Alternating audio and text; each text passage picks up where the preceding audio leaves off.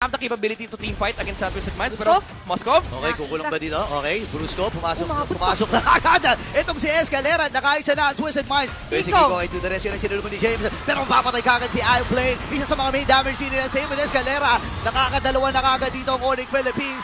Mula dito kay Outplayed. Escalera. Ayun, sasalubong na kagad. Flicker na force na kagad. Dito ni Kiko. James. Pero pumasok na si Brusco. Number 1 kagad. Si Haji Z. Tanong si Escalera. Hindi niya na naligtas. Itong si James ay mamamatay din. Ngayon si Kiko ay kailangan na rin lumayo. Pero masakit yung damage siya. One plus turrets. Kelra? Destroyed here Kelra? by Kelra. Tatlo yung lumalaban. Kelra? Kalabanan niya ata ito nagamit yung Purify. Kelra! Mga house play!